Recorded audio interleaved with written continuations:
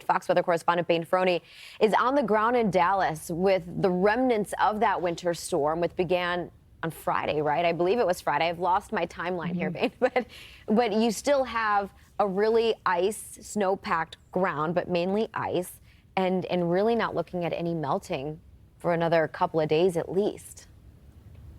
No, definitely. And like you said, feels like temperatures are in the single digits. Yeah, it is. It feels like 6 degrees currently here in Dallas. And like you mentioned there, Marissa, too, I mean, this storm system has been a monster of a storm impacting areas for days and days. So I'm losing track of time a little bit, too. But yes, we did start to see those conditions deteriorating on Friday.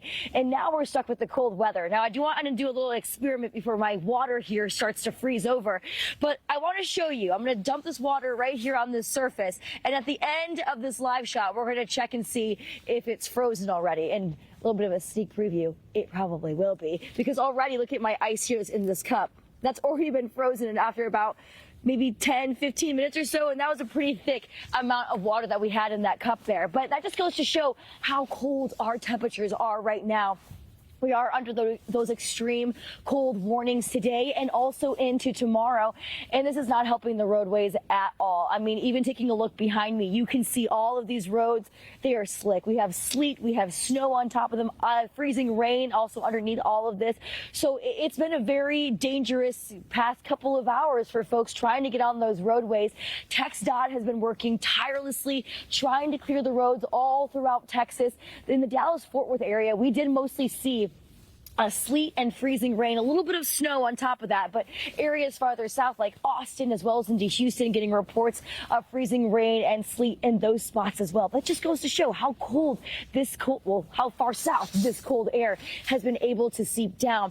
But of course, with these cold conditions, I mean, you don't want to be out here for very long. It can be very, very dangerous. But a lot of people throughout the state of Texas, they are still without power. Nearly 60,000 folks still without power as we start off this morning. Now, that is a lot of people that still need that power restored, but it is a great improvement from yesterday.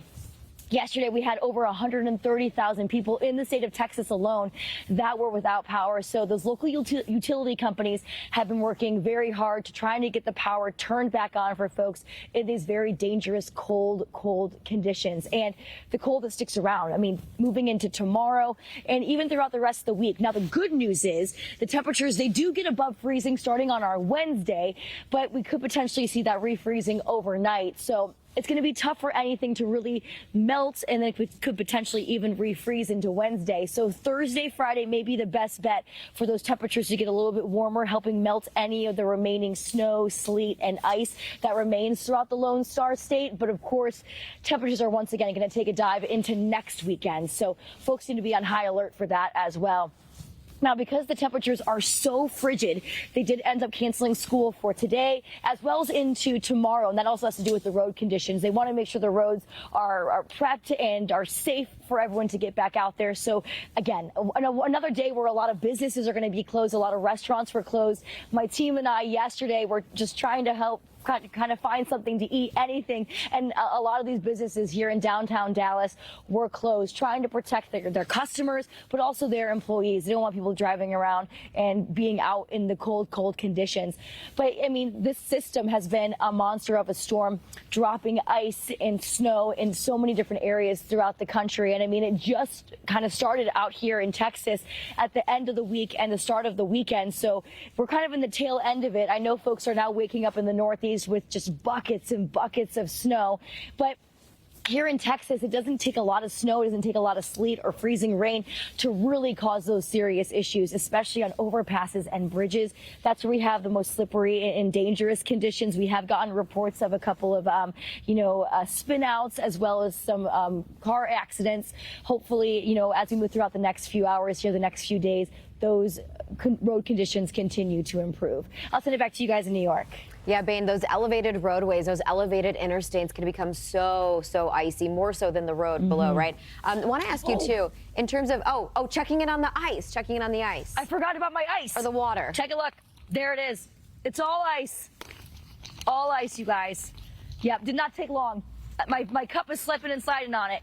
Yeah, that just goes to show. I mean, I was talking for about 2 or 3 minutes, but yeah, it froze over very, very quickly. Yeah, I know. I mean, seeing how quickly it freezes, seeing the ice, a lot of still concern about the potential for busted pipes and what could come of that because of the cold. Hey, real quickly, driving around Dallas, are things yesterday, businesses, I know Sunday a lot of local businesses are generally closed, but do you think things, are they still closed? I know it's still early, so it's tough to get a handle on it, but what's the situation there? I was talking to some folks earlier yesterday and also into this morning. There's been a couple of people coming in and out of the lobby of our hotel.